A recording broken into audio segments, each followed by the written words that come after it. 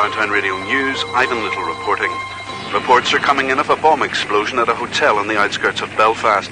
The bomb exploded at the Le Mon House Hotel near Cumber a short time ago, and first reports say there may be a number of casualties. Eyewitnesses say the explosion started a fierce fire, which spread quickly through the building, which was packed with hundreds of people attending dinner dances. It's understood a fleet of ambulances is on its way to the scene. The dead and injured were taken to the Ulster Hospital at Dundonald.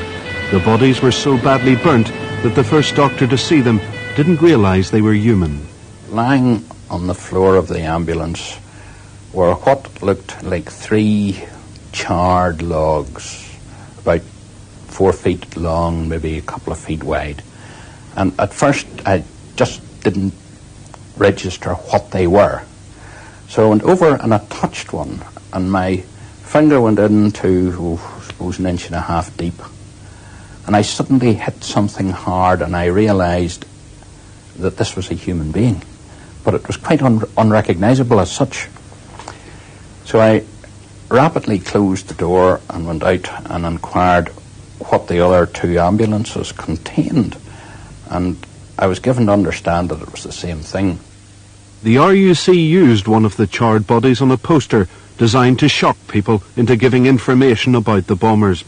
The posters were eventually withdrawn because relatives discovered whose body it had been.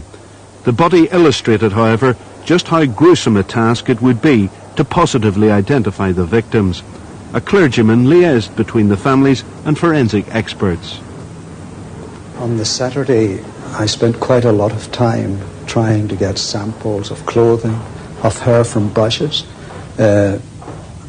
dental records, so that it would help the forensic people with identification.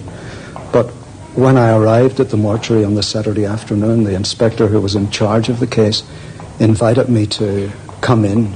I think he wanted to let me know just that what I was doing was almost a meaningless exercise.